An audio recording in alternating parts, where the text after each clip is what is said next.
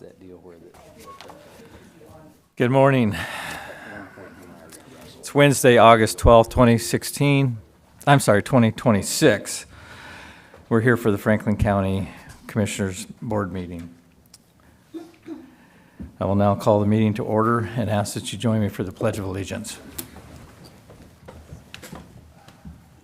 I pledge allegiance to the flag of the United States of America and to the republic for which it stands, one nation, under God, indivisible, with liberty and justice for all. Adoption of current agenda. Mr. Chairman, I move for approval of the agenda as presented. I second. We have a motion and a second. All in favor signify by saying aye. Aye. Aye. Public comment. Is there anyone in the room today for public comment? If so, please come forward, state your name, and you have 3 minutes.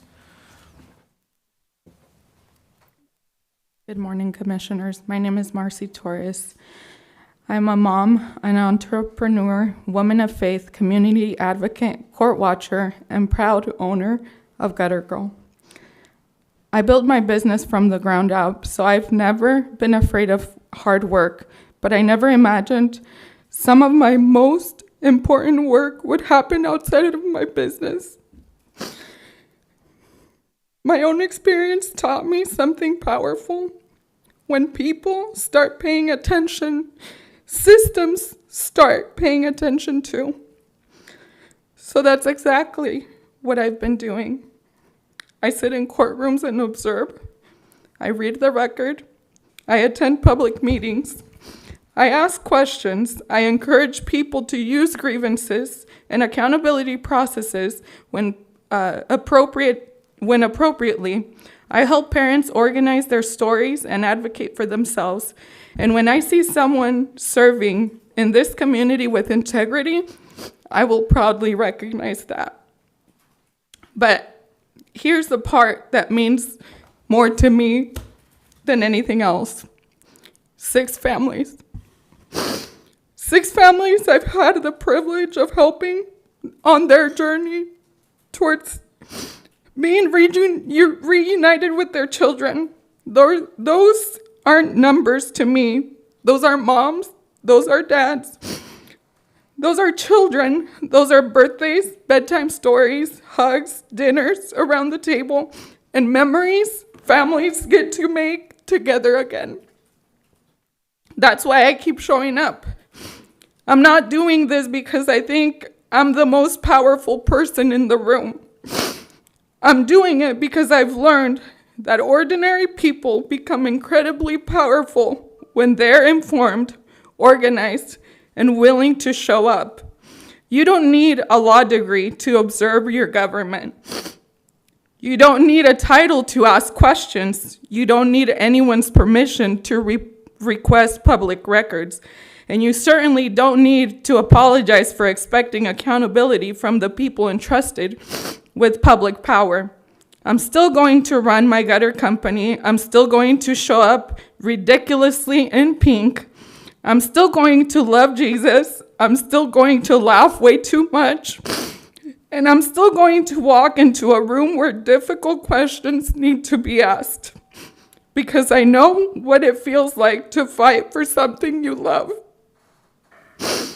And if my experience can help another parent find their voice, understand the process, or feel a little less alone while they're fighting for their family, then everything I've walked through has a purpose. This isn't about becoming important. It's about doing something important, and we're only getting started. Anyone else in the room for public comment?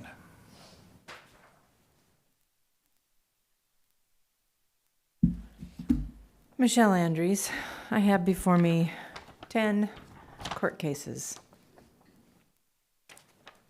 This person engaged in our political process, and called herself a counselor. That's 10 cases she's been involved in. She knows what counsel means, so that clears that up, and it's not personal. It is an action that was taken in our canvassing of our challenging, and I love that Rick Weiss did what he did, but we have to do it properly. All right, so we have our packet. I've gone over this, and if you look on this beautiful list, it has DOT Amanda Rogers with phone number. And in this packet, it says that it is for safety and help with transportation. I really truly believe it's at least worth looking at to help with the turnouts. Perhaps to help with 395. If our state government ain't going to do it, let's find our federal government grants and opportunities and our contacts, because we have someone who's very well acquainted with DC, and let's get it done. I've already called the number. They're going to refer you to a different number because that's a very broad number. I did ask for a call back because I really believe in that project. Last week I was approached and told, and with a specific target I had to hit in order to be legitimate, and told that it was insane to keep trying. You know what's insane is to keep using this election system in this corporation called Washington State and not moving it into a constitutional ground, county by county. It is possible. It is being done. And it's exactly what he stood for very strongly because of COVID. The thing is, under a First Amendment petition, you are protected. When you protect your counties, you can put an ordinance in place that says no one is going to come in here and make us mass vax or do anything else against our Bill of Rights, and build on that constitutionally. I will send the video of a county commissioner from Lake County, Florida, second county to do it. Collier County did it. My friend Bill Mitchell, who I tried to bring to the Eastern Washington COG, had major heart surgery. But you have people like Sheriff Mack who have beat the Brady bill and the entire Congress and Bill Clinton when they told them to go after our guns. Do you know how many Second Amendment sanctuary cities we have, or counties? Most of them are right here in Eastern Washington, and they go right across the southern part of Western Washington, and a few up at the top. We have already stood on the Constitution. We have already carved out a sanctuary county for this reason. Our Bill of Rights aren't worth it to you? Okay, then I'm insane. But I'm right. Anyone else in the room for public comment?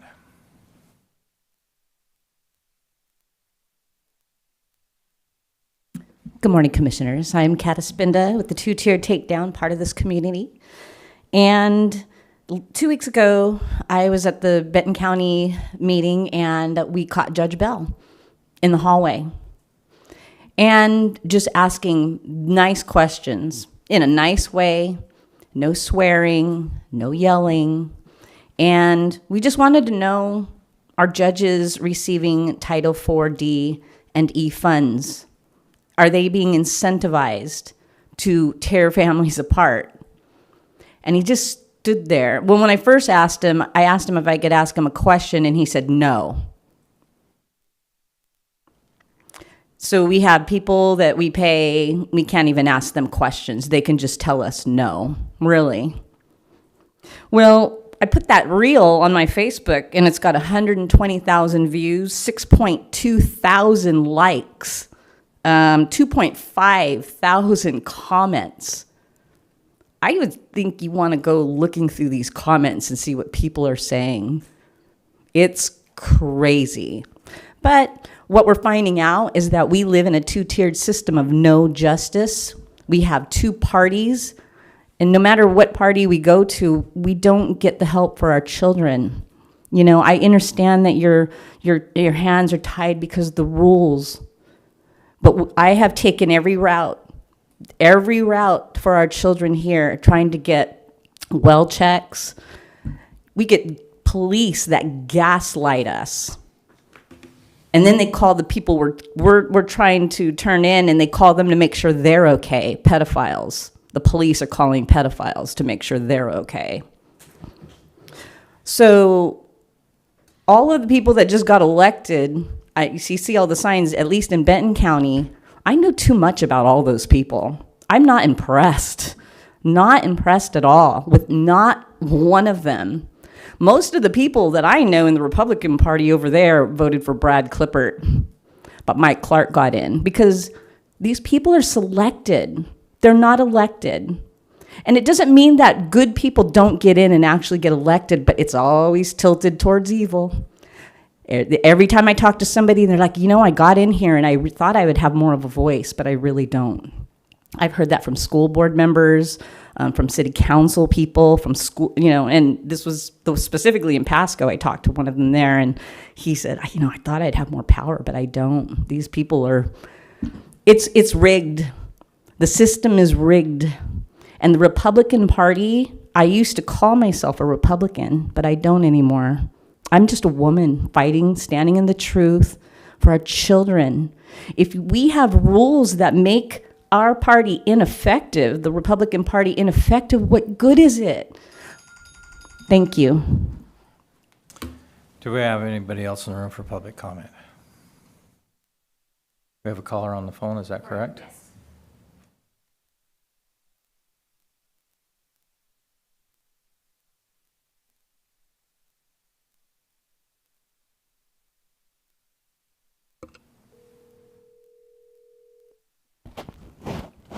Caller, I'm here. good morning. You have 3 minutes. Okay, great. Good morning, Commissioners. This is Marie Redout. I'm on a call-in today as opposed to being there in person. I will try to get back there in a week or two. Wanted to continue on informing you of the family court matters and just trying to make you aware how much we have difficulty with. Is there a way to turn that volume up? Hang on, sorry about that. Just the difficulty with families trying to be reunified. The whole idea is that, Excuse me? the family court is about families. Marie, Um, can you we're speak up, looking please, at- a little bit? Oh, absolutely. Sorry about that. Thank so you. family court is family court is able to reunify families. That's the goal, and apparently, it's the goal. I haven't seen that happening. I'm looking at the cases which you've been aware of, and I just kind of wanted your input, not today, but on an opportunity to review some of these things that are happening, what your thoughts are. Because if family court is supposed to be about reunifying family, it's taking someone like Marcy Torres to reunify families. She's not a court member. She's not an attorney. She's a citizen, a single woman with a business that she's built on her own, helping people to understand the value of not participating in anything to do with family court. But then also, how are you going to get your family back together to see your kids, your own kids? Right now in Thurston County, Coleman versus Coleman, Commissioner Megan Rue. She's not reunifying family. In fact, she's gone out of her way to put together a no-contact order with the opposing attorney to remove a 15-year-old girl from having any contact with her mother or her mother's attorney. No contact. And the 15-year-old's crime was just wanting to speak out in court on her own behalf. The mother's crime, filing motions with the court and allegations. That's it. That's not reunification. They're going to look to completely remove parental rights from this mother. That's not family reunification. There's no attempt to it. Nothing. So that needs to be something looked at. And I think we need to do more than just hear about the complaints. We need to maybe work with the community a little bit more. And if you guys have any suggestions on that, open to it. We're going to do some town hall meetings coming up. We have the Due Process Project that is working very hard to amend the litigation that some representatives have already put together, and they don't want to change. That RCW 26 needs to be looked at pretty hard. It removes due process just with allegations. So any suggestions? Open to it. Would love your participation in any town halls that are forthcoming, but there will be more. And any families that have gone through Commissioner Rue in Thurston County, you might want to look at some of the violations. I have submitted a criminal, or not a criminal Caller? complaint, sorry. Thank you. Yeah. Your 3 minutes are over. Okay, thanks, guys. Thanks. Is there anyone else in the room for public comment? Hearing, seeing none. Approval of consent agenda. Thank you, Mr. Chairman.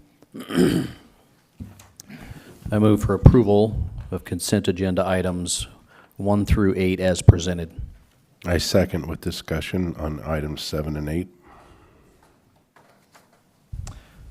All in favor signify by saying aye. I need discussion on 7 and 8. It says on 7 and 8 need signatures from Guild. Is that before we pass this or after? This was before we posted, I believe. That's a Scribner's error. The signatures are already They're on there. it. Yes. Okay. That was my discussion, to make sure that we had all the signatures in place before we passed it.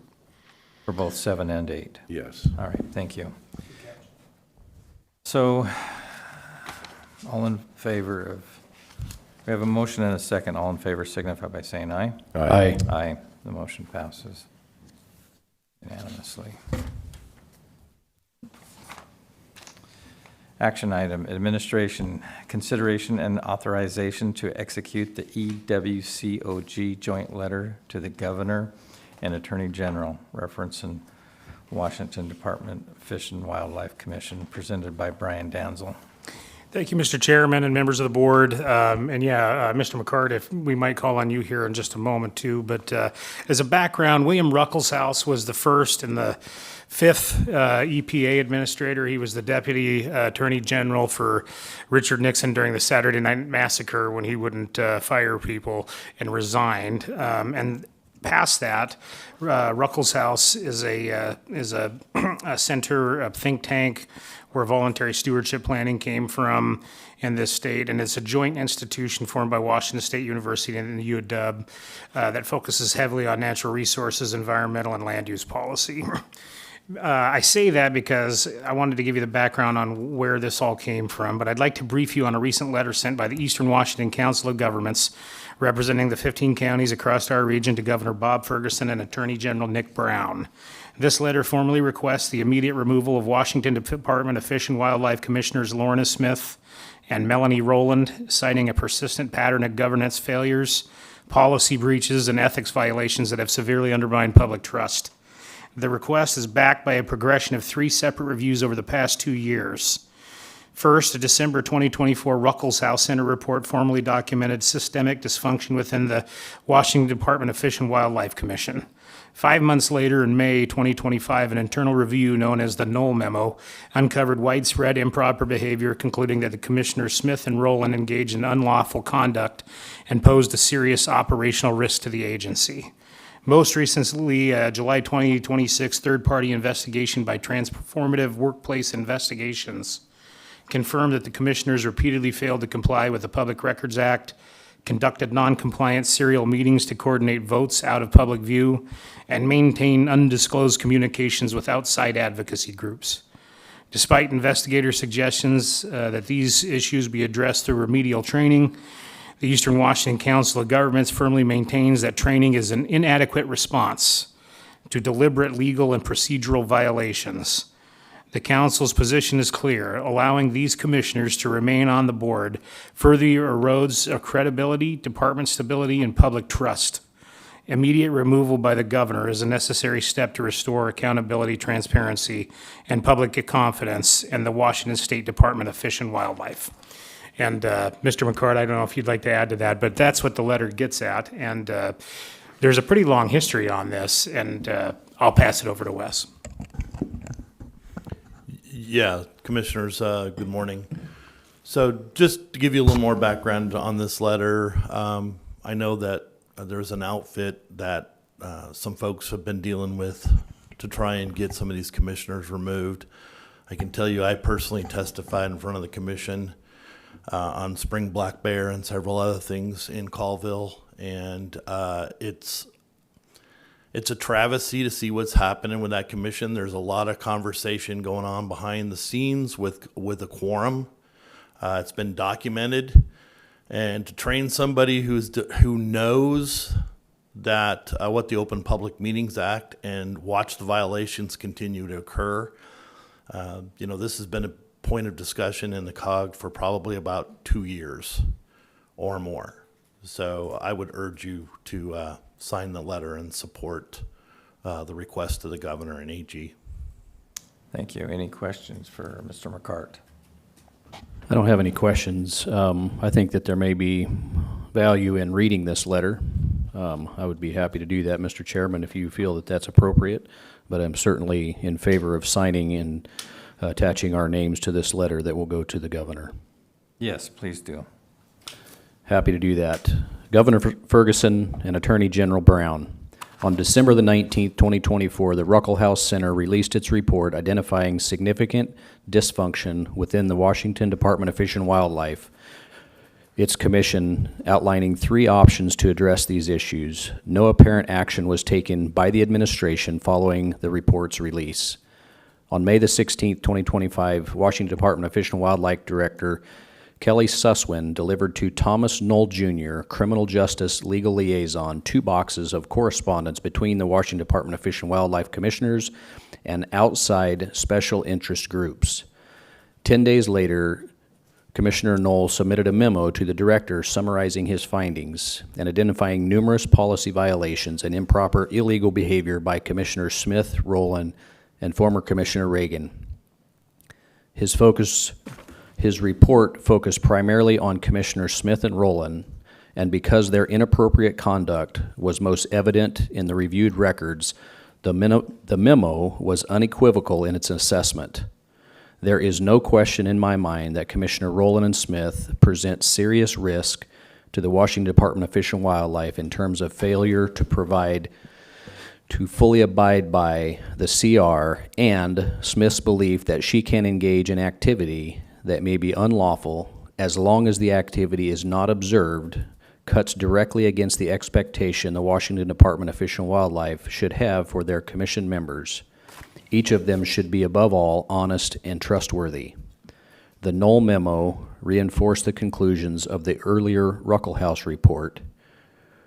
The conduct of the named commissioners significantly contributed to the documented dysfunction. 21 months after the Ruckelshaus report and 15 months after the Knoll memo, Commissioners Smith and Rowland continue to serve on the Washington Department of Fish and Wildlife Commission. Despite clear evidence warranting removal, the administration instead initiated another review, contacting the Transformative Workplace Investigation on June 20th, 2025. Although the results were initially expected in November of 2025, the multiple delays pushed the release to July 31st of 2026. Key findings of the TWI report include: 1, commissioners did not consistently comply with the Public Records Act. Several used personal devices for government business, failed to conduct complete record searches, and submitted inaccurate or incomplete declarations. Some resisted the disclosure until they were compelled. 2, commissioners engaged in serial meetings in which a majority or quorum discussed agency business. Documentary evidence corroborates coordination on votes, policy drafting, and leadership elections conducted through private communications. The report stated, although TWI concluded the evidence did not establish a knowing violation of the Open Public Meetings Act, these findings strains credibility. 3, several commissioners engaged in repeated, undisclosed communication with advocacy groups in violation of the Commission's rules of procedure. 4, there has been a significant breakdown in trust between certain commissioners and department administrators. TWI repeated use of terms such as partially unsubstantiated, and recommendations that the governor should consider appropriate remedial action, including training on the PRA, the OPMA, and commission rules, appears to reflect the lengthy review timeline and multiple rewrites. The Eastern Washington Council of Governments believes the report should have stated the obvious: the identified commissioners should be removed. Eastern Washington Council of Governments county commissioners concluded that Commissioners Smith and Rowland, and to a lesser degree, Commissioners John Lemke and Woody Myers, have violated Washington laws and policies. Findings 2 and 3 alone constitute sufficient grounds for dismissal. Removing these commissioners would be an appropriate step toward restoring trust and confidence in the department, the commission, and this administration. The Eastern Washington Council of Governments, consisting of 15 counties, Adams, Asotin, Columbia, Douglas, Ferry, Franklin, Garfield, Grant, Kittitas, Lincoln, Okanogan, Pend Oreille, Stevens, Walla Walla, and Whitman, urges you to act in the best interest of Washington State and remove Commissioners Smith and Rowland from the Washington Department of Fish and Wildlife Commissioners immediately. Thank you. Thank you, Mr. Chairman. Yes. Mr. Didier, any questions? No, I think we need to sign this and send it off with the other counties. I agree. Do we need to vote on this or just sign the letter? This is in the form of just an action item, so I think you could just do a motion second and sign it, and you'd be perfectly fine. But I'd Okay. defer to, yeah. Mr. Chairman, I move that this board sign this letter to the governor and to the Attorney General. I second. We have a motion and a second. Any discussion? Hearing none, all in favor signify by saying aye. Aye. Aye, the motion passes unanimously. We'll get that signed and sent off. Closed record hearing.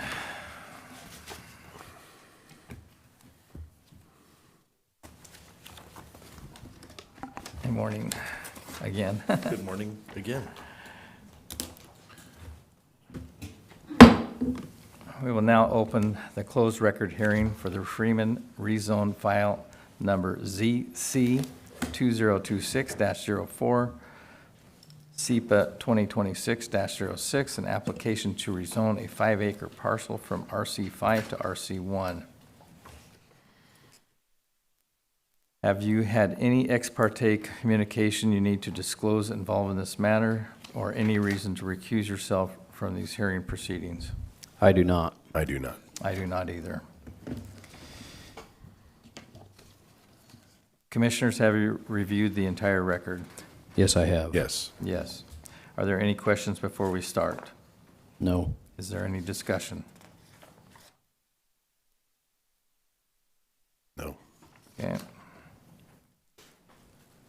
Suggested motion.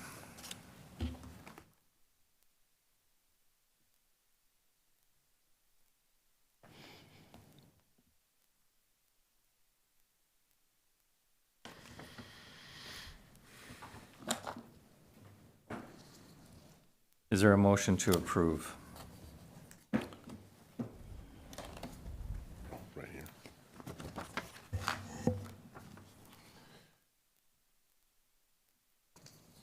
Let me get to it here.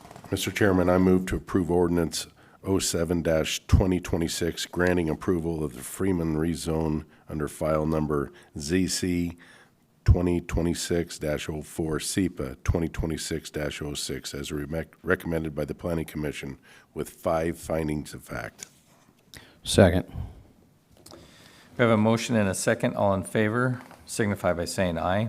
Aye. Aye. The motion passes unanimously.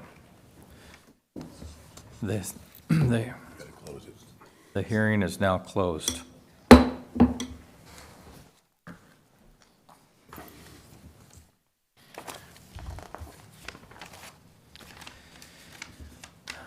Resolution 2026-266, Planning and Economic Development. Closed record public hearing, variance from Franklin County, from FCC 17.74.070, parking lot landscaping standards to remove the shade tree requirement at the River Ranch Golf Course.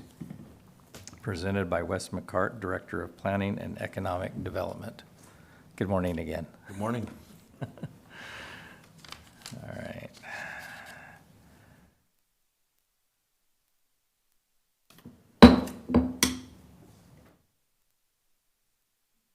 We will now open the closed record hearing for the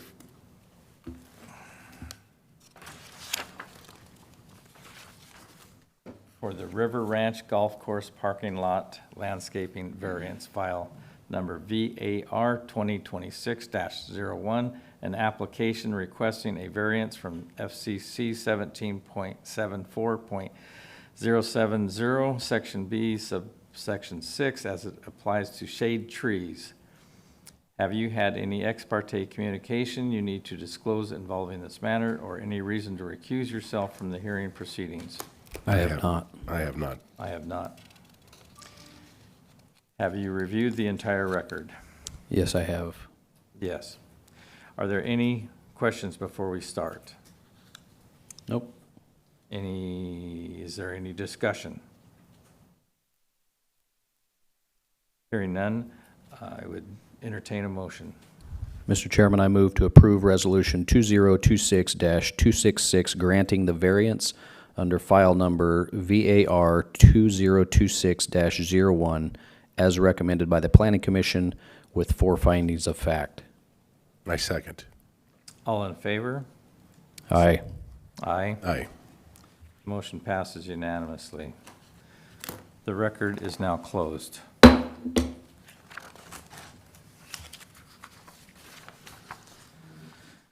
We will now open the closed record hearing for Ortiz Maximum DADU size variance, file number VAR 2026-02, an application requesting a variance from the FCC 17.66.060, accessory dwelling units detached as it applies to the maximum structure size.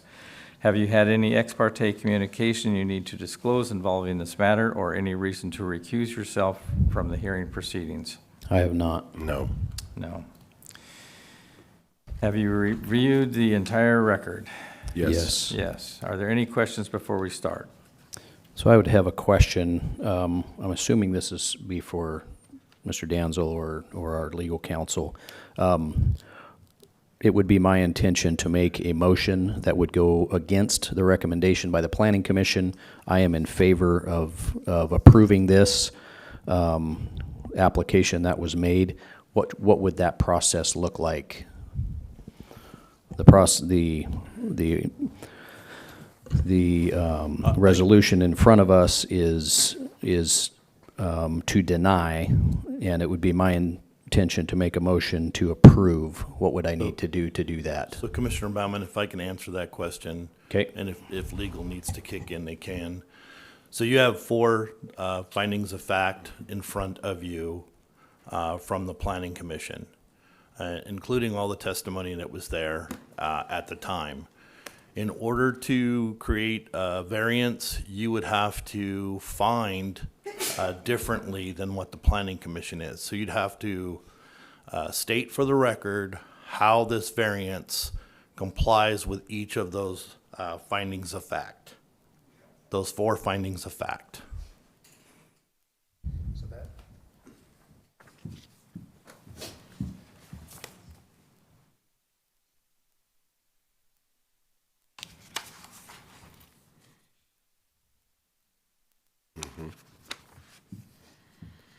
So with that, Mr. Chairman, I would move that we continue this to next week so that I can be prepared with that specific criteria in those 4 findings of facts so that I can be prepared. So I would move that we continue this to next week.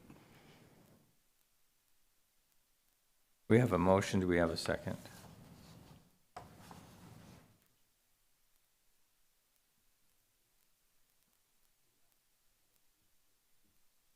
Okay.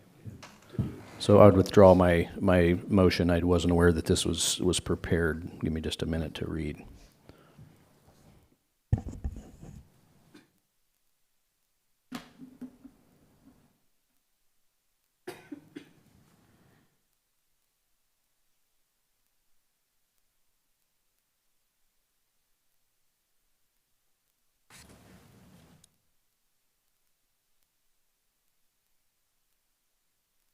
So Mr. McCart, while he's checking that out, on this code, that's our code, or is that a state code for the size of these DADUs? Yeah, so our code currently says that you can have a DADU by permission, and this would be contingent upon the next action that's coming, between 720 and 1,600 square feet. That is our The code. new state, yes, the new state law that just passed in July that we will be implementing or considering to implement with the rewrite would outright allow DADUs or detached dwelling, accessory dwelling units in the rural area up to 1,350 square feet.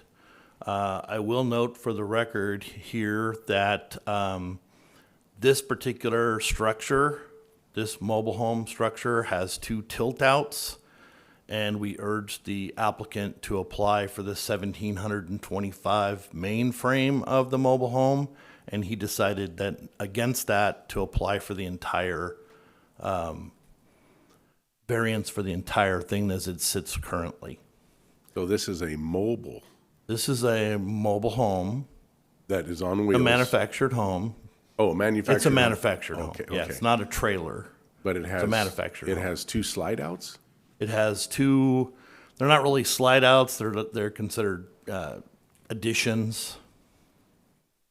And I don't know if it pertains, but to me, after reading through this, I believe this is a noble thing they're doing. They're bringing their parents in who are very ill, and they're bringing them in so they can take care of them. So the next action is to allow that to happen.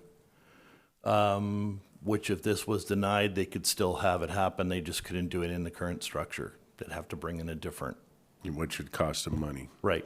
And this structure is there already on their property. That's correct. Is this out here at the Clark Addition?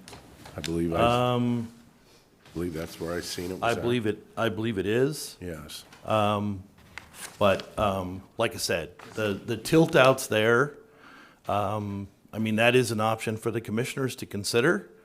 The main structure itself is 1,725 square feet, I believe. The house is 1,700?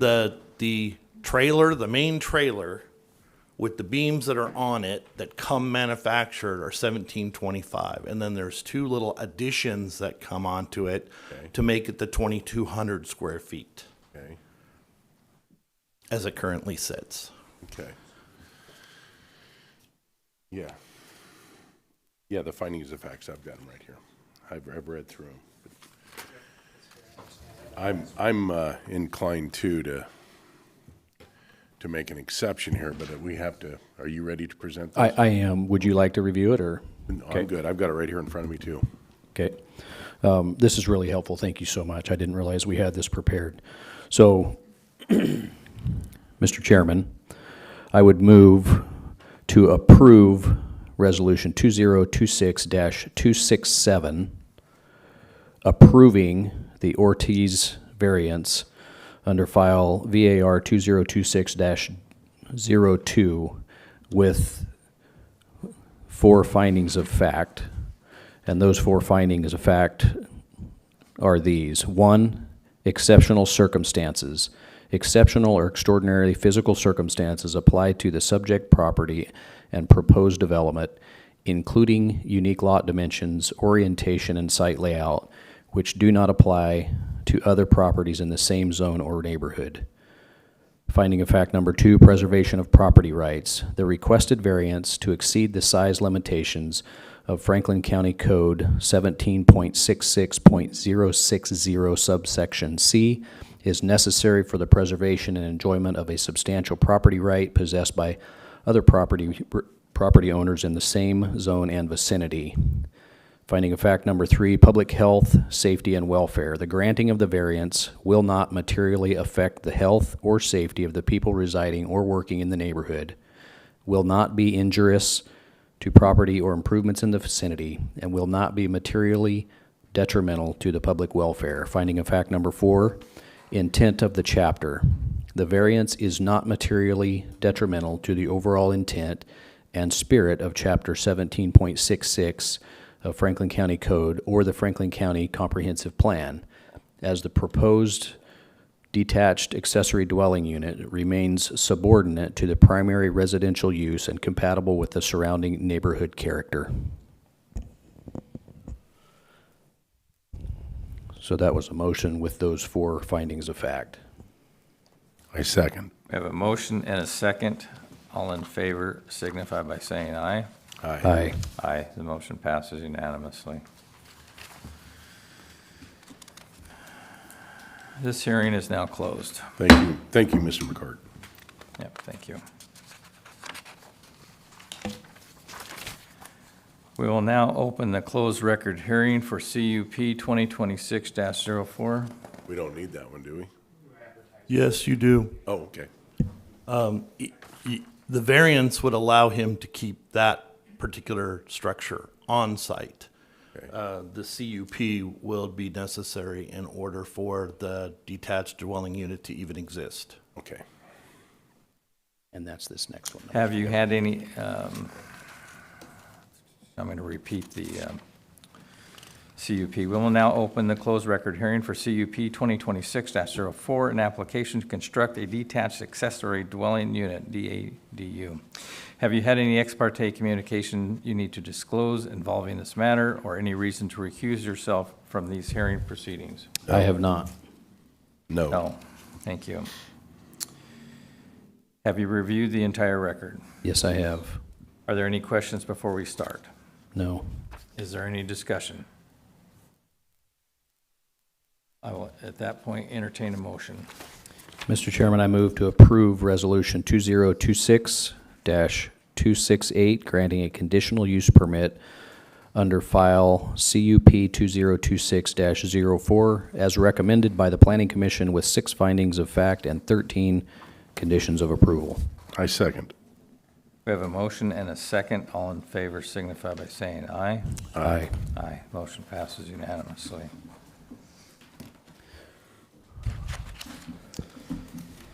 This hearing is now closed.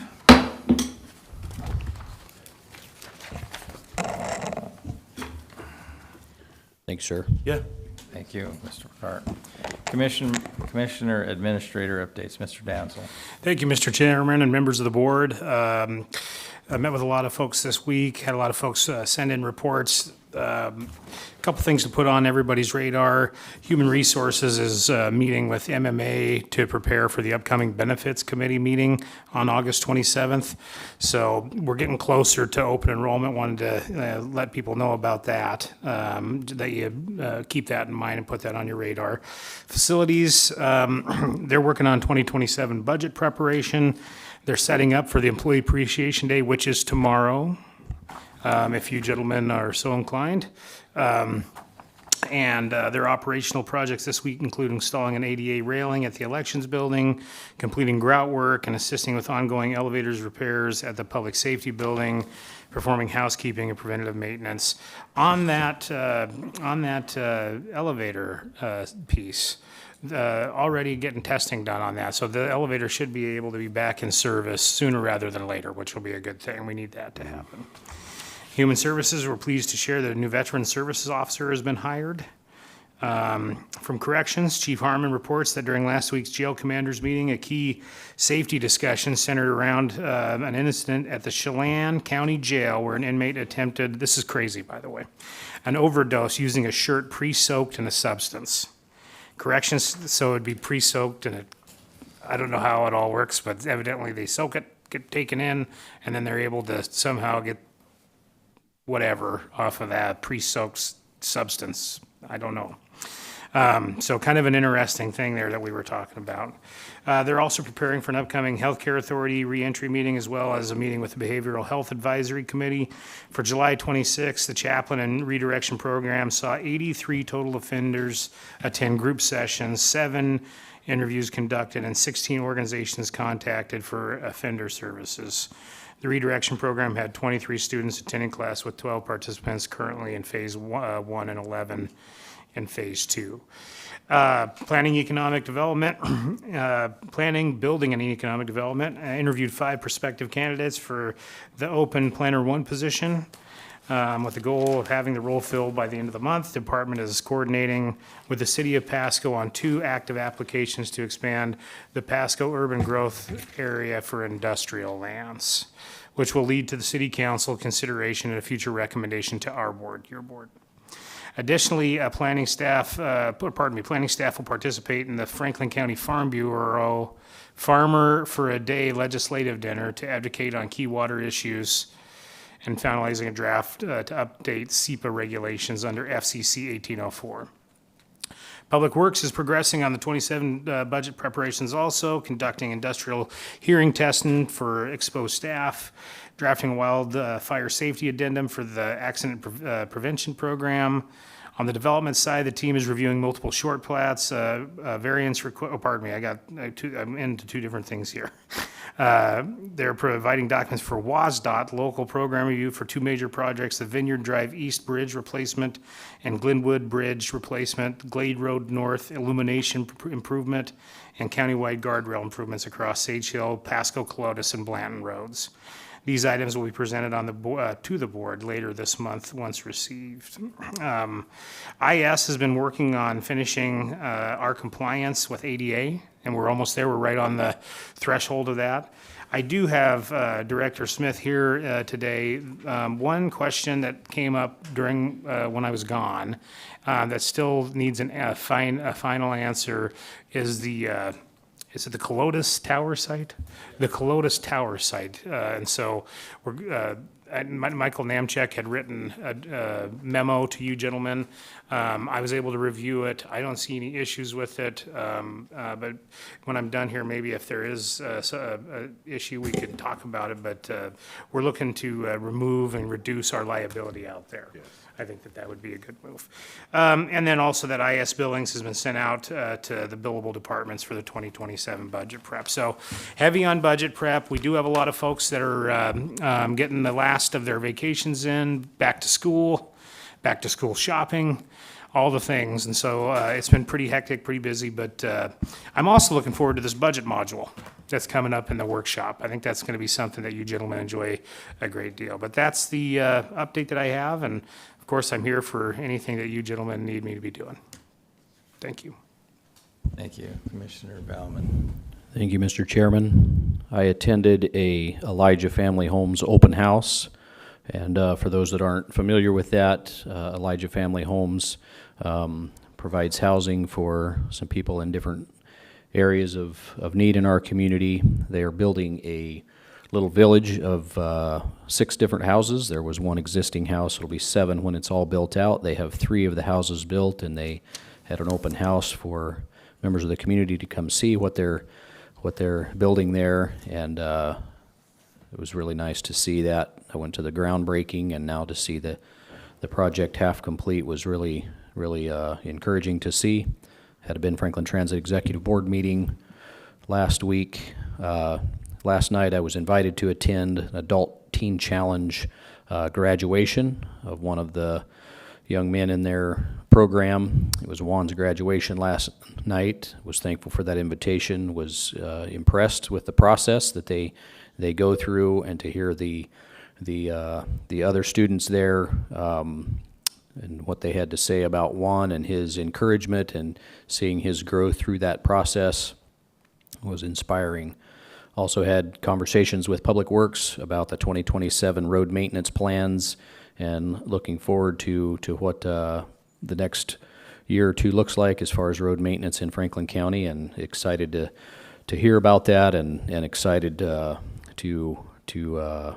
continue to gain momentum on the road maintenance in Franklin County. Thank you, Mr. Chairman. That's my report. Thank you, Commissioner Didier. Yes, last week, pretty quiet week, but I did have a citizen get a hold of me. I saw him out of Ranch and Home, and he talked about some potato diggers that were moving up Glade Road that it had he said, a mile of cars behind it. And so, again, I am stressing the fact that we got to get to moving on some turnouts. Now, these potato diggers are extremely wide. They are 4-row diggers, and the tires are wider than that. So they're riding on the edge of the road, on the shoulder of the road, and they're clear past the center line. So even if we have the turnouts, they're still going to be hard for cars to get around. But there was an opportunity for them to move off the road, and they did not. And that is where my complaint is with the farmers that are moving these.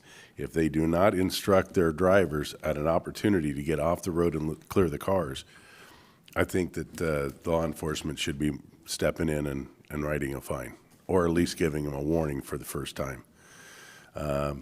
Also, I had a situation where he brought up the fact that a state trooper had a car pulled over that was a known felon with a firearm, and for some reason our radios not coinciding with the state troopers, because a sheriff and a city policeman drove by. I'm asking Mr. Namchek in the back. Drove by, but they weren't aware of the situation, and this trooper needed backup. Come to the mic so the people can hear you, Mr. Nemchuk. Because this trooper was in a severe, dangerous situation. What happened there with our emergency radios? Why aren't they interacting with the state troopers? So I'm not familiar with this situation, but I will tell you that every radio has both channels in it. They can monitor each other, but they have to be on that channel in order for that to for them to be listening to them. So if they're- obviously, the state trooper wasn't on the right channel. Do well, they? he may have been on his channel, and the county would have been on their channel if they were not monitoring each other, because they're not on the same frequency. They're not listening to the same channel normally. So if the state trooper had been, switched over to a Franklin County channel, Yeah. or if the sheriff's department or city police had been on like a scan situation where they were scanning the state patrol and would have been able to hear it for a call for help. Yeah, so the state trooper's life was in danger, and he needed help, and a Franklin County sheriff and a Pasco police officer drove by. They later got word of it and came back and helped him and assisted, but they were there, and this is something that we got to work on, that they are more timely than that. Yeah, I think that there would need to be some operational stuff done amongst the agencies to decide how to better do that. I agree. Could I ask a question here? Yep. So I think I understand a little bit how this works, but would you kind of help? So in Franklin County, we have, of course, Pasco PD, Franklin County Sheriff's Office, State Patrol. We've got 5 fire districts. We've got the hospital district. We've got Public Works. They kind of all run their own channel, but they can scan the other channels, right?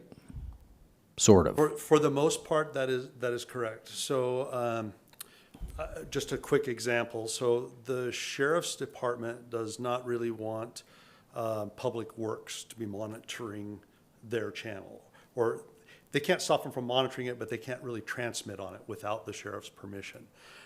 A lot of that is changing with the new 800 system. With the new 800 system in, the sheriff no longer has those licenses, so he doesn't get to say who can and cannot listen to those channels or transmit on. That's an act of BCES who holds those licenses.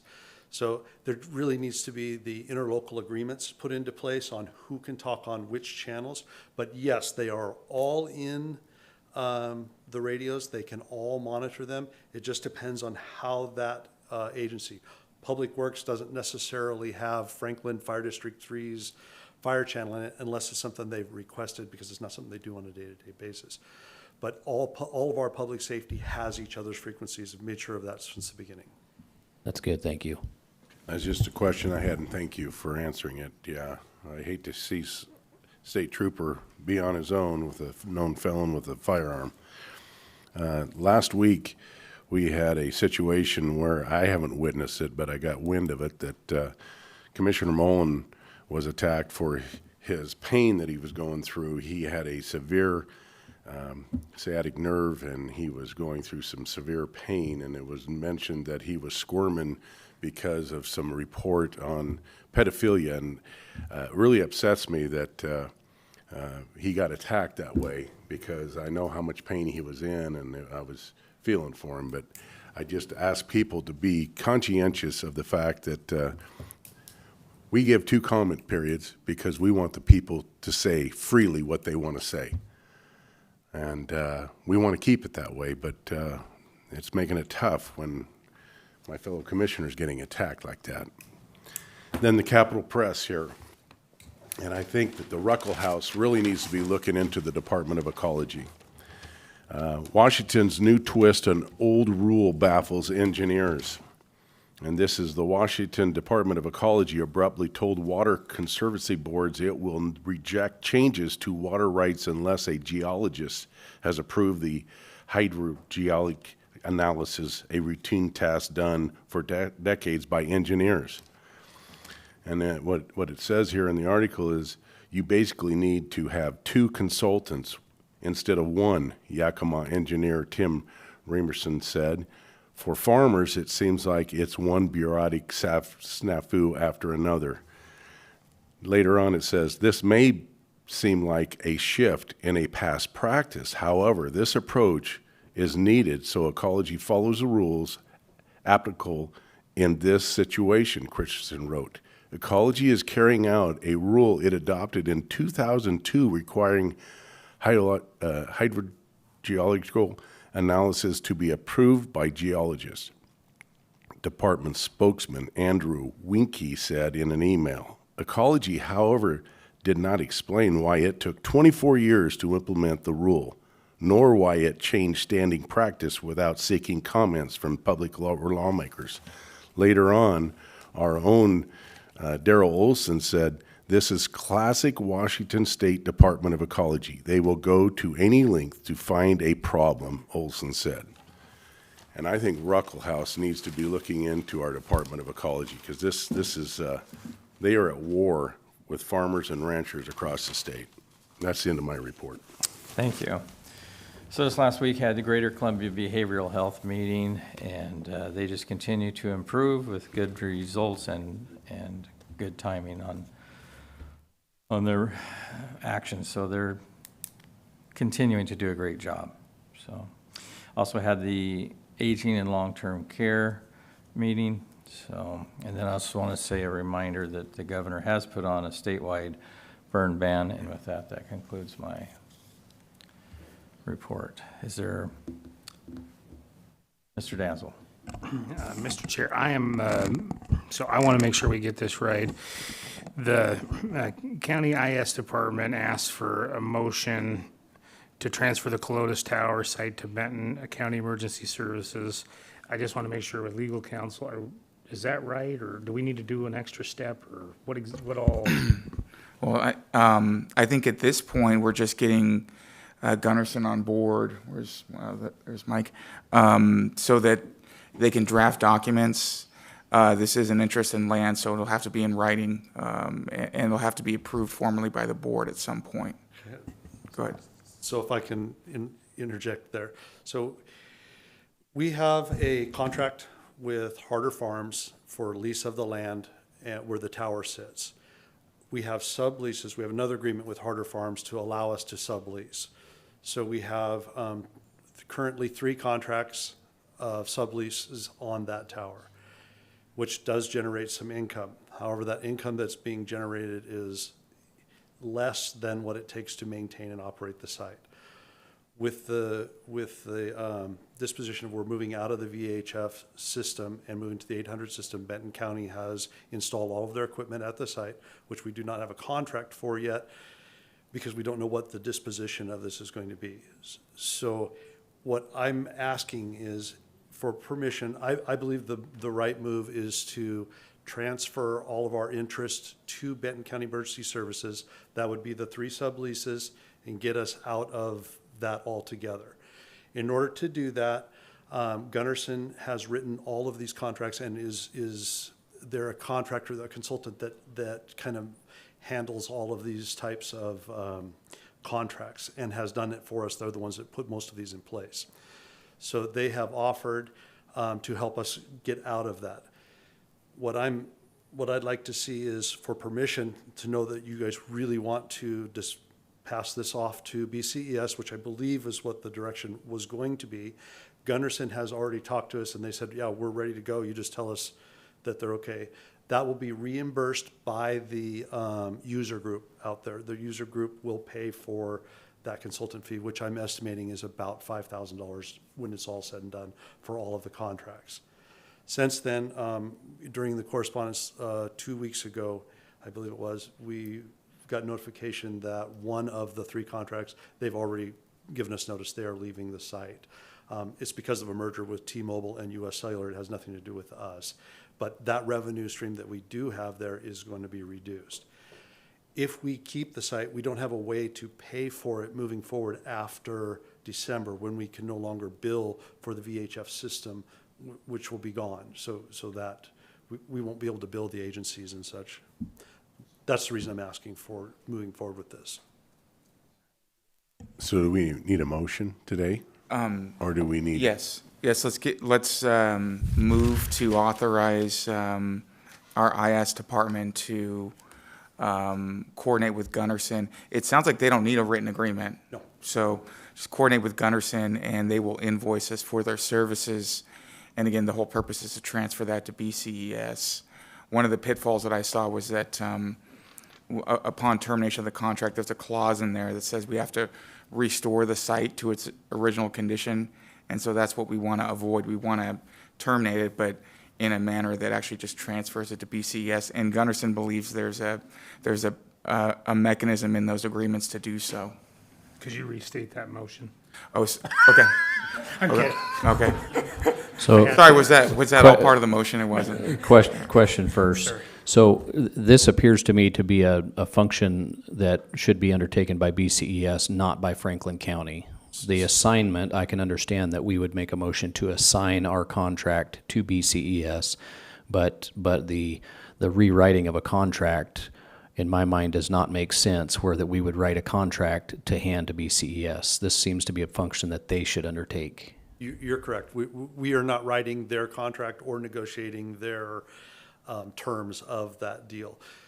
But as Jeff said, if we just exercise our right and say we're terminating our contract, we have to tear down the tower, take down the building, pull all the conduits. That's why that we underground need and to restart. assign our contract to not disturb our contract, because then we execute. If we assign it, then it belongs to them. So there is a clause in there that it doesn't really allow us to just directly say, this is yours, BCS, and then you go deal with them.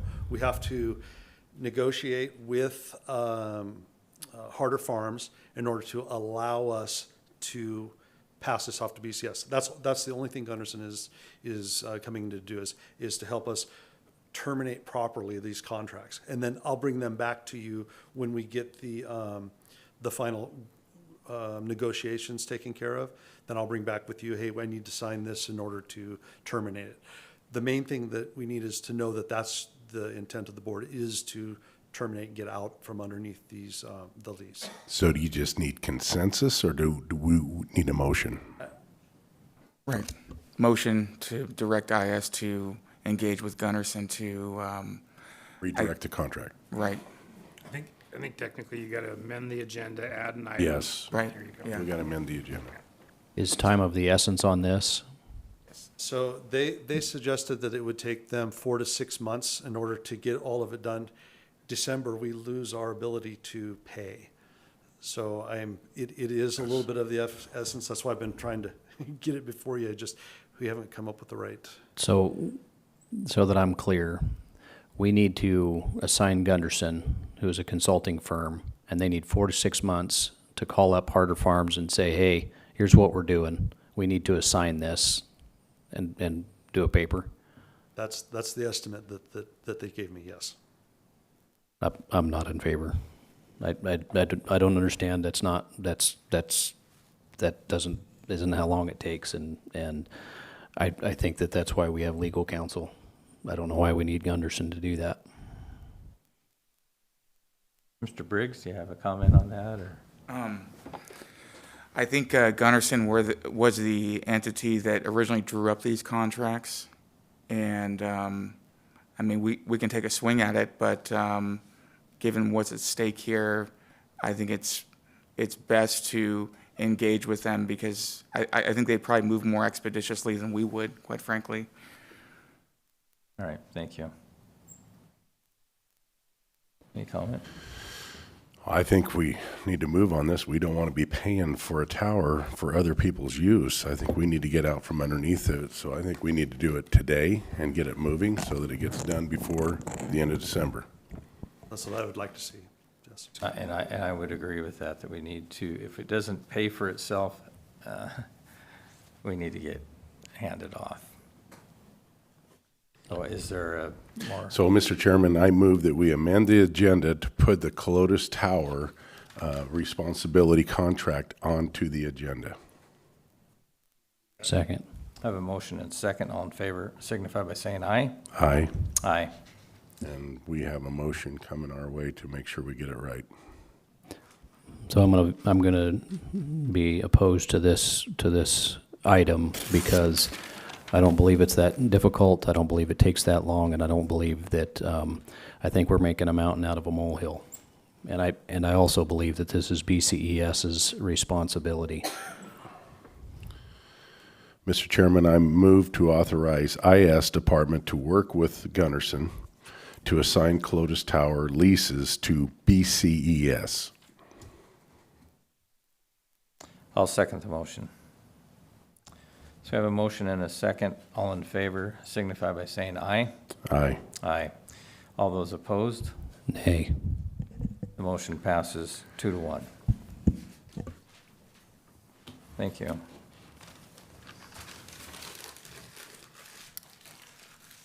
Public comment. Is there anyone in the room today for public comment? If so, please come forward, state your name, and you have 3 minutes. Oh, I'm sorry. My mistake. We have correspondence first. No, you're good. Thank you, Mr. Chair, members of the board. We have 2 pieces of correspondence today, both emanating from the Planning, Building, and Economic Development Director, Wes McCart.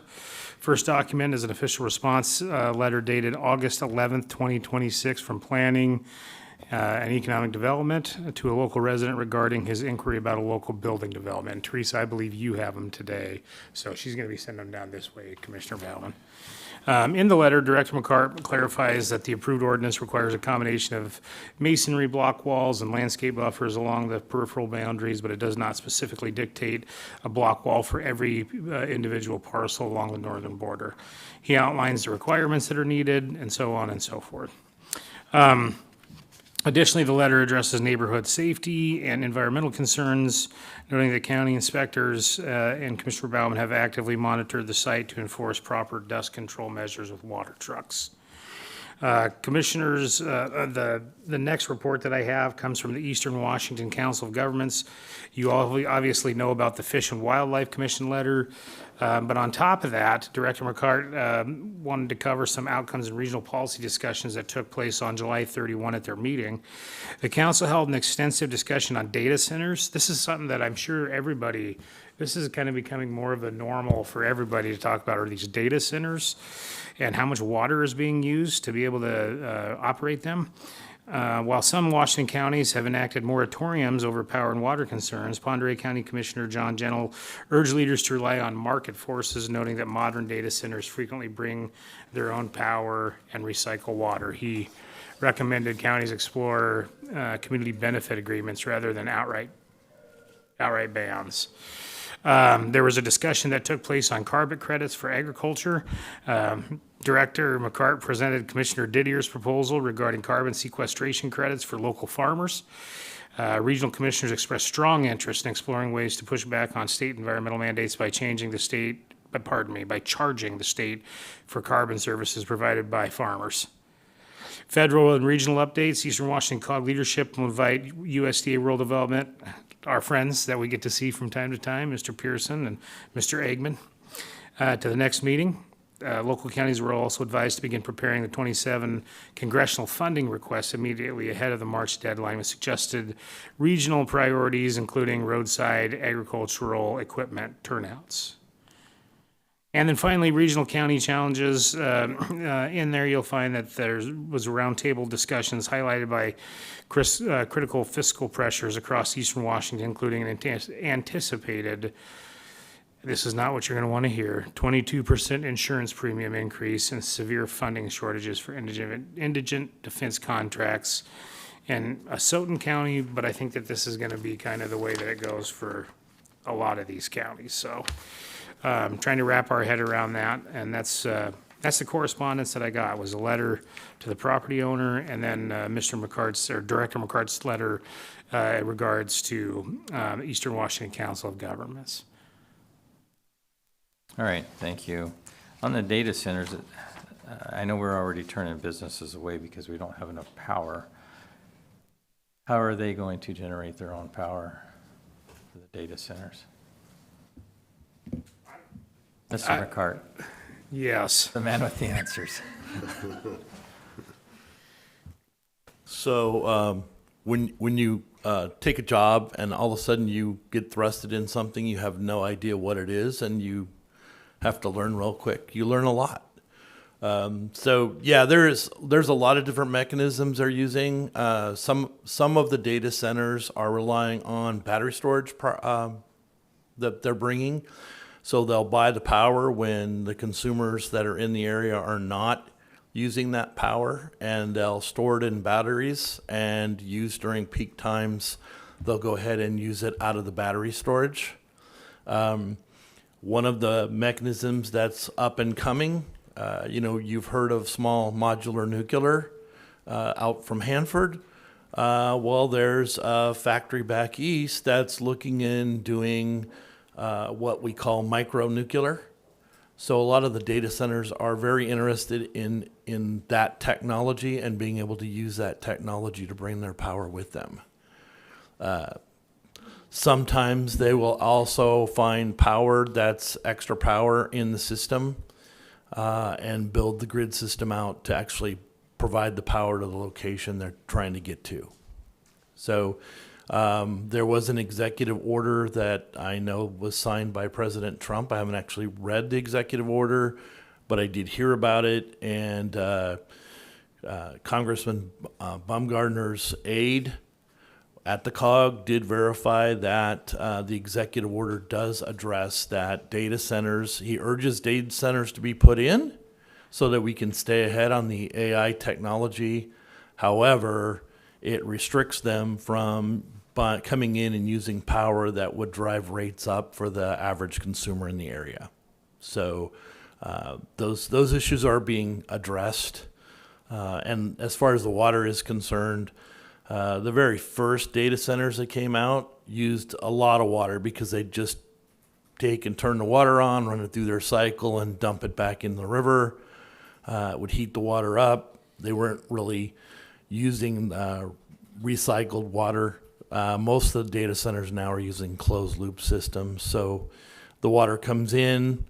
You need a small quantity. It's actually in scale. It's a large quantity to the average homeowner, but it's really not a large scale amount of water from an industrial aspect. They fill the system up, and being a closed loop system, there's very little loss, and so the average water consumption is way down. And that's what Commissioner Gentle was talking about. The market forces out there are literally forcing these data centers to make these improvements to be accepted in areas. So, question on the water, does it ever return? Because I've talked to some commissioners down in Oregon, and they're claiming they're having issues with their livestock, and because when the water goes through the system, some of it because of the heat is evaporated. So it creates the contaminants or higher rates, like, the water issues that we have with high nitrates. Is there any when the water enters that closed loop system, it never returns? Normally not. It normally does not. Okay. If they had to purge the system and clean it, they would have to appropriately treat that water to be Have able a holding pond for it? Yeah. Okay. And they'd have to treat it to get it back into water standards. When you drive the highway down there in Oregon, there's a lot of data centers in Yeah. Oregon. Yeah. We have a lot in Washington, most of which are on the west side right now. But I know there are several proposals in the greater Franklin County area. Okay. But they're proposals. Yes. All right, thank you. Commissioner Baumann, any questions, concerns? Just make a comment based on what Mr. McCart said and what Commissioner Didier said about been studying on data centers and how they operate and what they do. There is some data centers, older ones, that have used air cooling only. It's very inefficient. The earlier data centers used, as Mr. McCart stated, they would draw in cool water, use it, and return it warmer to the source or to the river. And the more modern data centers are using a closed loop system where they have a quantity of water that they run through their system for that cooling. It's more efficient to use water, but they reuse the same water. I share the concern of Commissioner Didier of that we do not want to contaminate our water, our groundwater, for our cattle, livestock, and farming. been trying to learn about that. I have talked to a number of representatives up in the not Wenatchee. It's what's just east of Wenatchee. Not what's the town? So East up on the plain, up on the way east, halfway to Moses Lake. Anyway, Ephrata? back the other way. Man, I can see the town. I've been there. I can drive you to it. Quincy. Quincy. Thank you. the answer man again. The answer man again. So some of the questions that I had asked through that process is asking about what quantity of water have they used, and the number, don't hold me to this, I've asked for some more information that I hope to bring back to you, that they use about 7% of their water for data centers and over 70% for their processors, their food processors and apple producers and cherries and so forth. And I've been trying to work on, some of you are familiar with Representative Alex Ybarra. Representative Ybarra worked with the Grant County PUD that has the dams and so forth. He was electrical engineer and understands that a lot. So I went and talked to him about it and asked if he would be willing to come in somewhat of a workshop setting and kind of give us an explanation of kind of how it works and what some of it means. Mr. McCart shared something that's kind of important. It's a large quantity of water compared to what a residential homeowner might use, but it's not that big of a quantity. And so anyways, I'm trying to assemble a group that could come, people that are experts that can answer some of these questions. How much energy does a data center need? How much water would they use? What is the impact to a community? And I hope to be able to bring back some information and be able to look at it from the well-being of our community. Thank you, Mr. Chairman.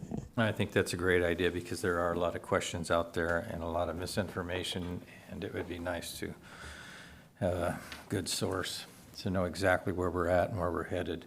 And I also just want to say thank you to Mr. McCart, who has joined Franklin County and has been a wealth of knowledge, and I appreciate all your hard work. Absolutely. Thank you. Yes, Mr. Danzel. And you too, Mr. Danzel. I didn't mean that. I didn't mean that. I had a question for Mr. McCart. All right. Do whole counties have any moratoriums right now?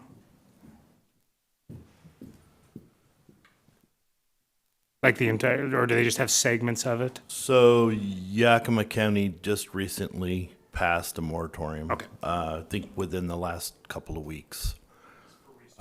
But yes, others do have some select by areas. All right, thank you. Sorry about that. No, that's okay.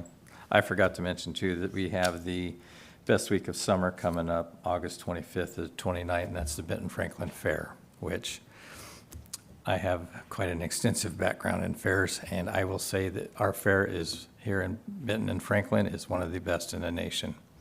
When you have vendors coming all the way from Texas and claim that's one of their best fairs, it shows the community support here, and they do an outstanding job at the Benton Franklin Fair.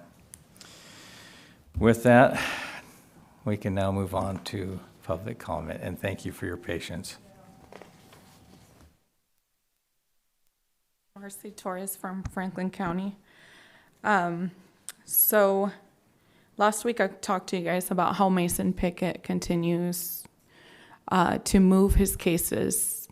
There's been cases that have been continued 8 different times. So what's happening is these dockets get so full, by the time the day of the hearings come, a lot of his cases are being continued consistently, causing people to take time off of work, lose on money, sit in court, and no care about the fact that they have families to provide for. As a matter of fact, this week, he pulled the dog ate my homework. Everyone showed up to court, including myself. And Amy Kreider from his office showed up to let the judge know that he had an emergency. Yesterday, the same thing. He's in trial today. These trials are set over a year in advance. He knew he had trial. He was probably preparing for that trial. So he decided he would just continue those cases yet again. This is not okay. We shouldn't have judges sitting there presiding over cases that are being just continued after continuance after continuance. This is why we have a problem with attorneys shortage, with all these cases that they've created this problem. Because if they were following the laws, this wouldn't be happening. As I stated before, there has been 6 families that have been reunited. Not because I'm special, not because of anything else other than me sitting in court and letting people know that I'm holding them accountable. I'm not a criminal. I've never been a criminal, but I'm going to hold my government accountable. And the people that are getting paid almost $300,000 to serve this community from our taxpayer dollars. I've also sat in court yesterday and heard one person, and all the time I've been going to court watching, one person mention, I was approved by legal aid to get some help, and I have an appointment.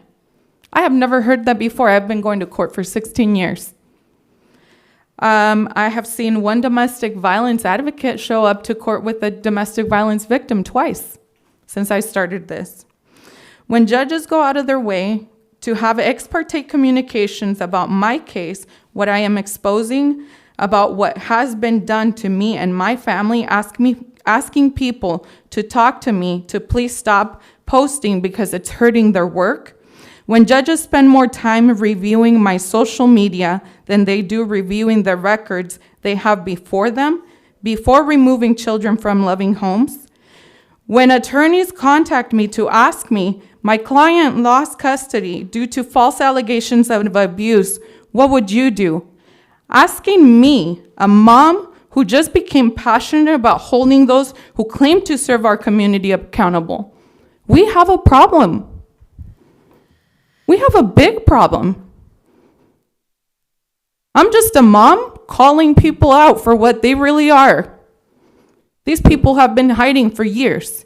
As a matter of fact, Judge Peterson called a meeting with someone I know yesterday to ask them to please tell me to stop posting. Participating in ex parte communications about my case. All of these judges go onto my social media consistently, and I have proof of that. Why do they continue to preside over my case? Why? There's bias there. It's affecting their work. Now they're worried. It's affecting their work. Well, you know what? They weren't worried when they affected my family and thousands of families more in this community. So everything that I know, it's going to come out. And Judge Peterson is known for going out to bars during lunchtime, getting hammered at lunchtime, and returning to the domestic violence docket to preside over those cases. So I'm here to let people know what really is going on behind that bench. And I will continue to expose it. Thank you. Anyone else in the room for public comment?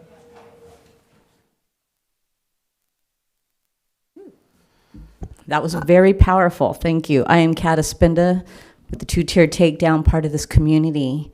And yeah, they're really worried about their work, their reputations, and they don't want to answer our questions, but they want to run our families through the mill.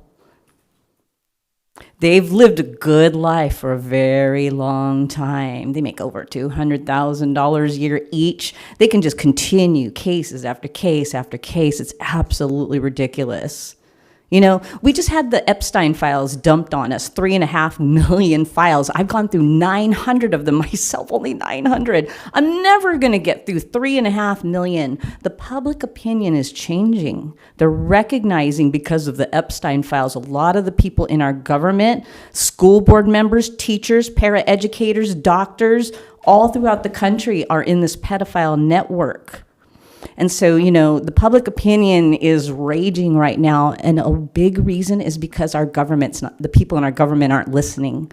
It's going to become a bomb to the people who are ignoring the children. It's going to become big. People are already talking about revolution. We don't want that. We want peace. We want harmony. But our children are suffering right now. Suffering. And when we talk about energy, just to pivot a little bit, but there was a man named Nikola Tesla. He was the employee of Thomas Edison. He was the understudy of Thomas Edison. We didn't learn about Nikola Tesla in school. We learned about Thomas Edison because he was part of the system to bring in systems of control to control us. All of this is what you guys are talking about is actually another tentacle of control, because Nikola Tesla had discovered how to provide free energy for the entire world. And then they did away with him. He ended his life in a hotel room, and then the government, when he died, stole all his work. That was over 100 years ago. So we have systems of control, HOAs, utility companies. They're all tentacles to keep us enslaved. You don't pay your bill, you're out. Your electricity gets shut off. When there's the ability for free energy for the world, we don't need to pay utility bills. There's bioenergy all around us. You go outside, it's all around us. He figured out a way to capture the bioenergy around us and funnel it so that people could use it as energy. So we talk about all of this $1 billion, it's free. We just have to tap into it. And I believe that we are moving in that direction. These systems and control, people are starting to figure it out. God didn't create this world so that we have to pay to live here. Thank you. Anyone else in the room for public comment? Thank you. My name is Amanda Bobbitt, and I reside in Pasco, Washington. In January, I was burglarized. They stole a motorcycle, laptop, the dog, money. The cops revived everything but the dog. It was caught on video. Still to this day, nothing has been done to these people. They're out there in our community. I even tried to get some kind of protection, and the judges denied my protection of these people in my home that went all through my home, stealing things. I have also contacted Sean Saint several times, sent him letters, certified mail. Not one time has responded to me. Just 10 days ago, I sent him an email. When is these people going to get prosecution? When? So I would have to agree our judges are not doing a good job or something's not happening right. But I would like to see these people get justice. Thank you. Is there anything that you could tell me to do that would help? We don't engage in public comment, but thank you. Okay. I can sympathize with our house was burglarized as well, so. Anyone else in the room for public comment? Hearing, seeing none. We have a caller on the phone. Caller, please come forward. You have the floor.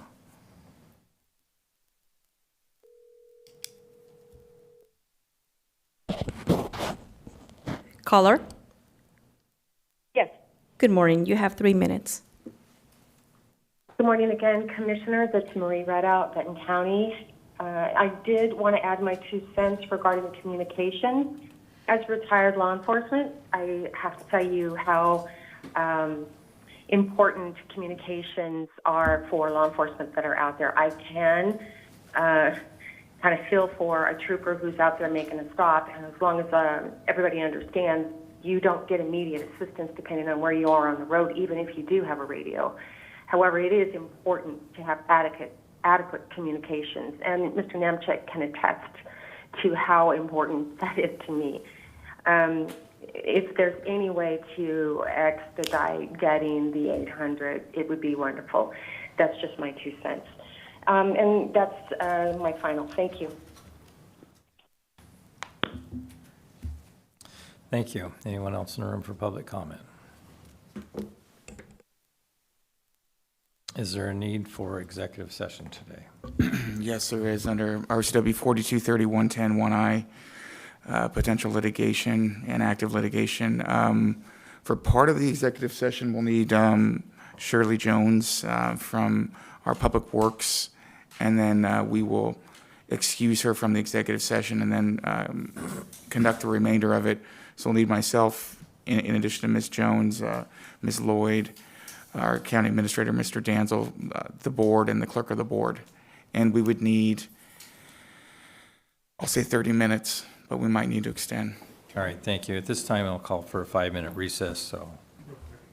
Yes, Mr. Danzel. Possible, since we have the accountants from the accounting division, the auditor's office, to hold a workshop and then do the executive. Yeah, we can do that. All right, we'll take a break. Is that okay with you guys? Yeah, we'll take a 5-minute break.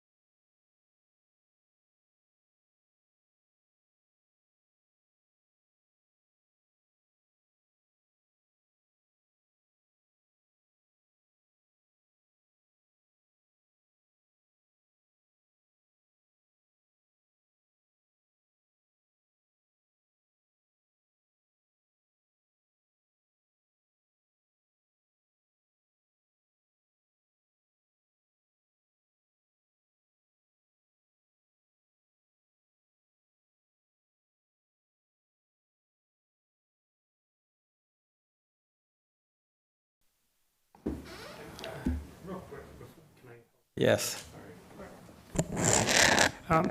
Gentlemen, this is going to be something that I think you'll really appreciate. This goes to something that Mr. Dockstetter had a question about.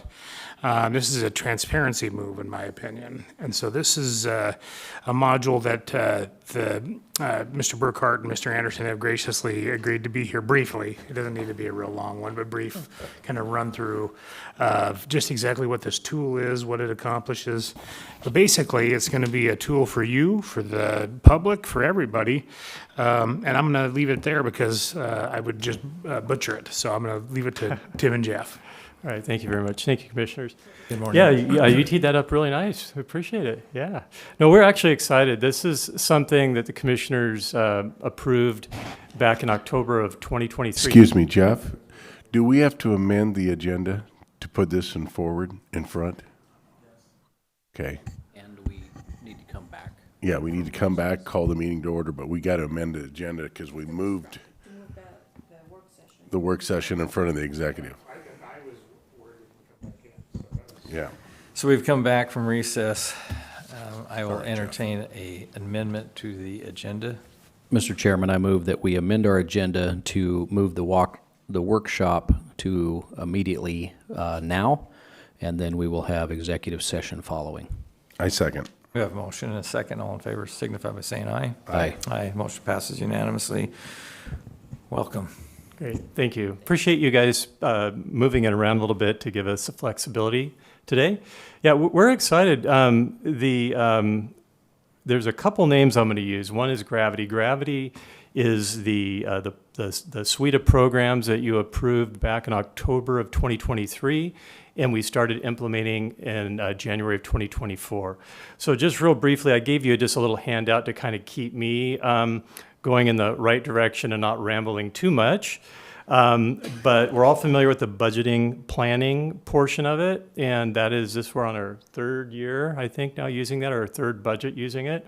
So that has helped immensely with offices and departments getting their budgets in for you evaluating those. So that's been a really positive thing.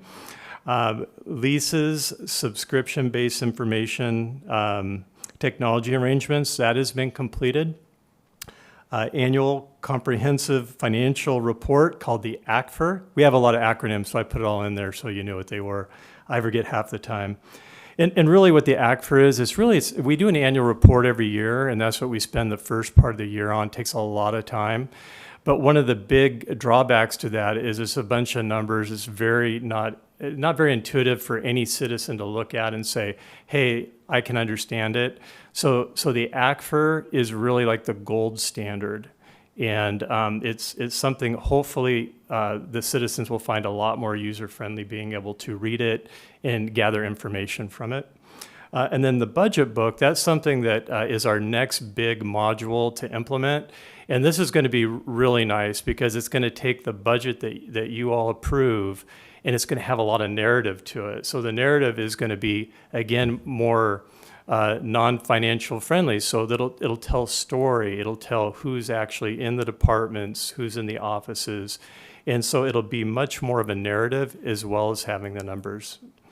And then what we're going to show you today is our first revealing of what is called, it used to be called open data transparency. Now it's financial engagement. The reason it's called financial engagement now is Gravity is who we started with. They were purchased by another company called ClearGov. Ironically, ClearGov was really one of our primary choices that we wanted, but they were too expensive. And Gravity gave us a great deal for all the modules. So now we're getting the best of both worlds, and they're going to combine their technology, and they're already saying some of the Gravity stuff's better in certain areas, and some of the other stuff's better in ClearGov, and they're going to implement that. So we're getting the best of both worlds, got it for a lot less than we could have, so it worked out to our benefit. All right, so the first thing is, the financial engagement module is actually, right now, it's on the auditor website in the accounting department.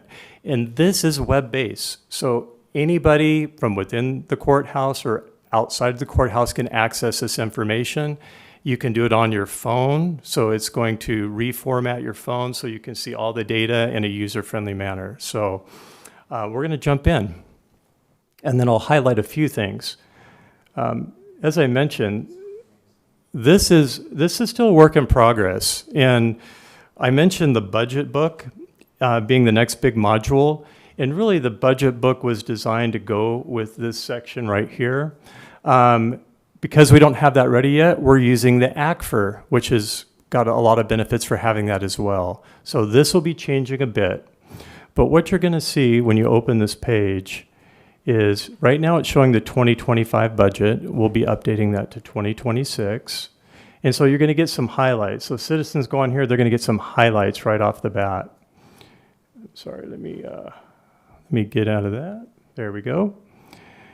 And then before we jump into more budget stuff, I'm going to show you something that is going to become more and more prevalent. We have our own AI chatbot built into this function.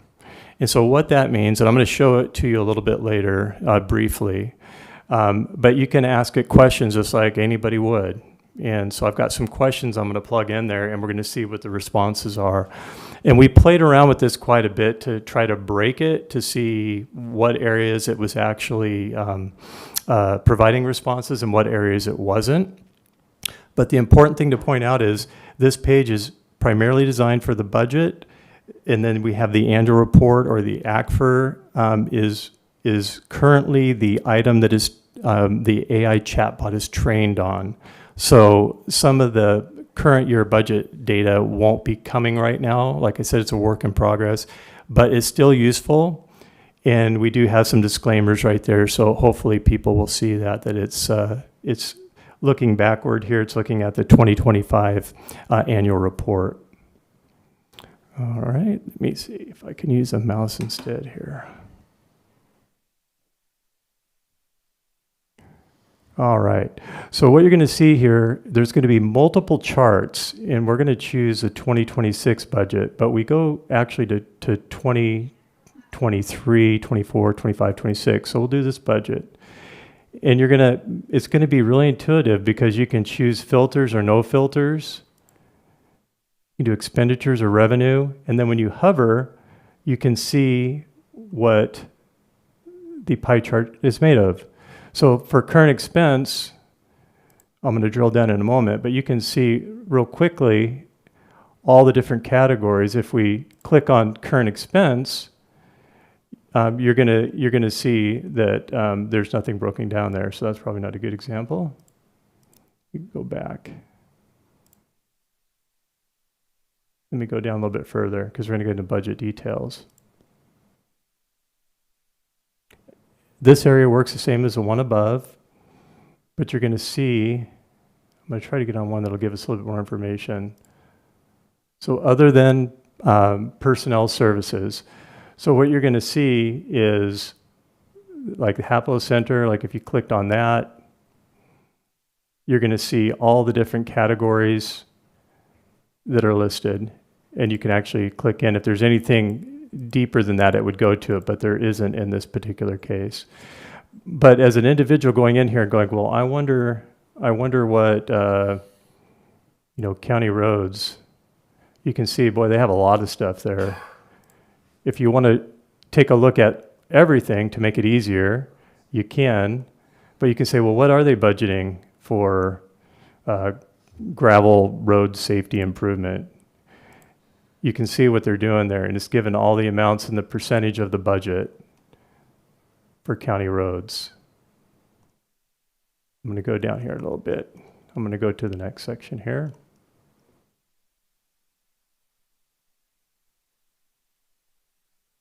All right, this is pretty cool. So this is showing budgets over time. So you can see here, if you just looked at the current expense, for example, notice how I clicked on that. Now I'm just looking at that.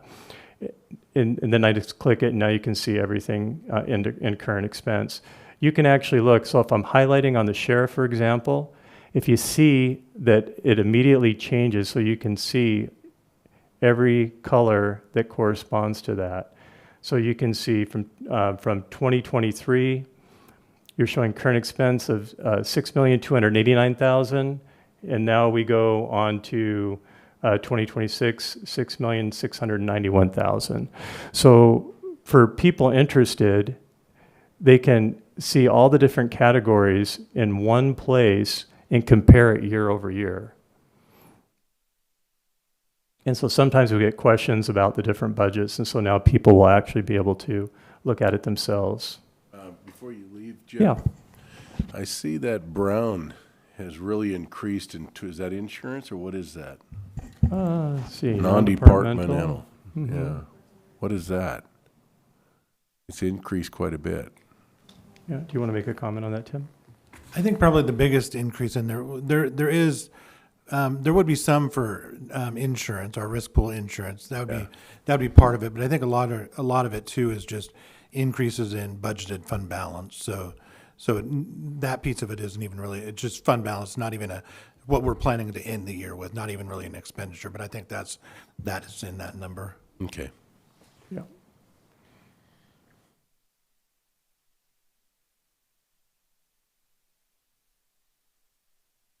So again, each of these sections are going to work this way. So now anybody can go on there and easily see what the budgets are and compare them to any past, and then they can drill into it, which is really nice.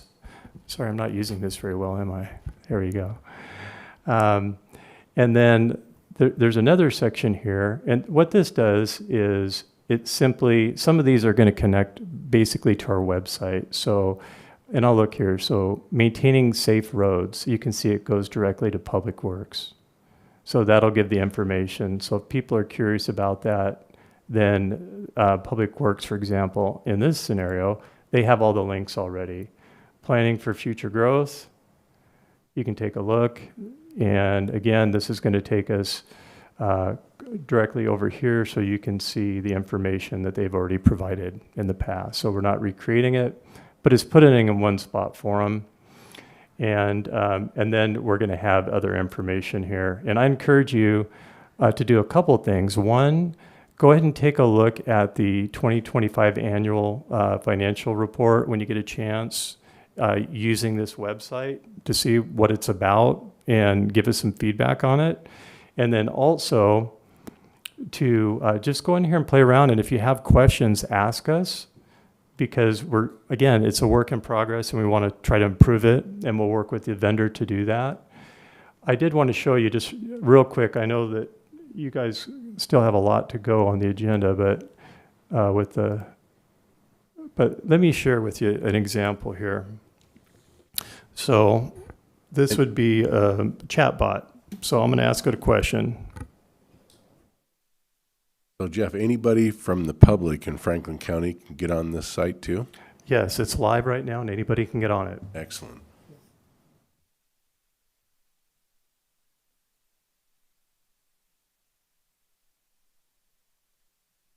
Not to put you on the spot. We'll find out what a chat bot says about it. Hopefully it works for me. Oh, there we go. And you can see it did come up with a response. So it says, I'll read the good news from the published budget and official financial information. Franklin County appears to have been managing its finances responsibly, but whether taxes were used wisely depends on what you value most.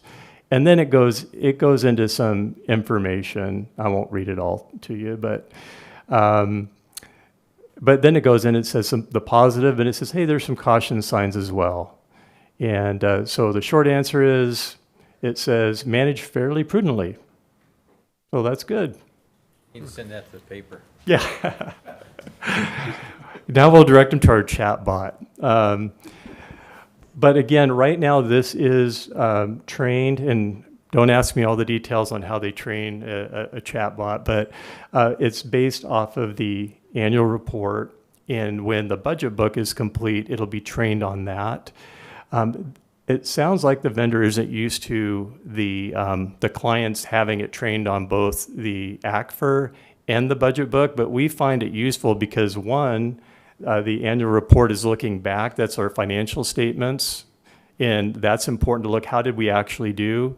And then the other is more what we're planning, which is the budget, and to ask questions on that. So we're hoping we'll be able to keep both of those because they're both very valuable. So, but really that is it. It's fairly simple. And we're hoping people will actually be able to get in there and they may have more questions for the commissioners by getting on here, but I think it's a good thing. And one of the goals, one of the big goals, and when you approved this, was public transparency. Yeah. And so this is a big step towards that, and it's we're excited about it. So all the questions that are asked by the public are saved? No. Are they erased immediately when they're answered, or? It's just a chat bot. So it doesn't save their answers in the system. Okay. Yeah. I was just curious if something we could review over time, or it's just. Yeah, we could check on that. I don't think it'll work that way in this particular case, but we could ask and see if they capture questions that are asked and if there's any way to, because you're right, it would be useful to say, well, what questions are people asking? It's almost like, would be a quasi, like a survey, which is something we could also talk about, setting up a survey option. And I take it AI is the one responding to this? Yes. I figured. So it's 100% accurate. We don't have somebody in the back room doing this all the time. No. We actually had no input on that part of it. It's doing it itself. So We're gonna have you do that on Tuesday afternoons. Yeah. I thought it was Wes doing it. That's right. That's right. So anyway, the entire accounting team's available. If you have any questions, you're using it. And again, try it on your phone to see how it looks too, because I think a lot of people will be using it on their phone, quite honestly. They might even be in here while you're talking, looking at the budget and then asking questions. So it will be a useful tool, but we want to get feedback. So feel free to email us or call us if you have some feedback, and we'll do our best to take care. Dancel? Well, I've had the good fortune of being able to goof around on here a little bit before it even went live, I think, technically. But it is an incredible tool. You gentlemen will all like it. The whole entire county, I think, will like it. And I just wanted to say thank you to the accounting division and the auditor's office for putting this together, because when we talk about like our financial policies from the beginning of the year, and we look at this tool here, combined with the transparency we've talked about, I think we're checking off these things that we've been wanting to check off. So I just want to say appreciate it. Thank you guys for your hard work. Thank you. I think that this is something that would be great for our Franklin County 2-minute memo. Maybe you do a interview with Jeff and get it out there and ask the public to go use it and provide some feedback, and we'll do the whole thing. I would love to. I just have one question. Do I need to grow a mustache for that? Or yes. The answer is I'll definitely work on it. yes. I'll work on it. All We have right. some tape-ons down in the office there. You got an immediate unanimous response there. Thank you. Thank you.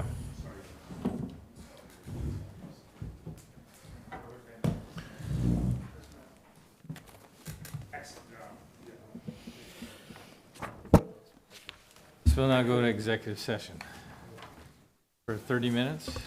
Yes, let's do 30 minutes. And again, myself, the board, the clerk of the board, Ms. Lloyd, and Ms. Jones. All right.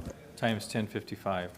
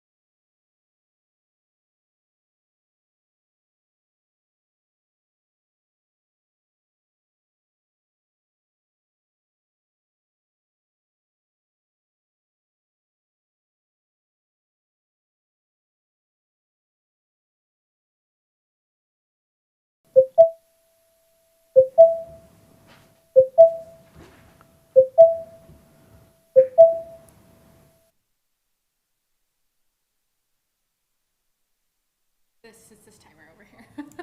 Oh, can some open the door? We gotta go back in and back out. Open the door, let them know we're going to extend for 10. Ready? We have come out of executive session with no decisions being made. We are going to go back into and extend our executive session by an additional 10 minutes.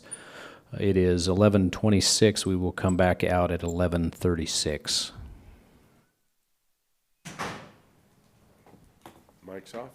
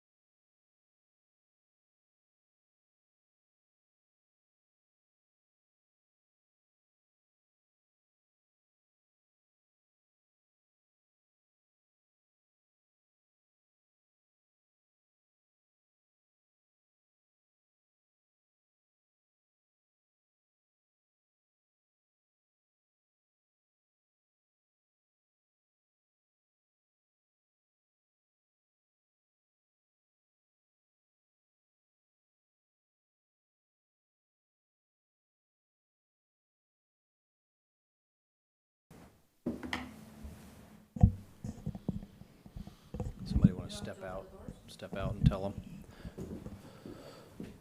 Are we ready? We have come out of executive session and have need to extend our executive session by an additional 10 minutes. That will bring us back out of extended executive session at 11:46.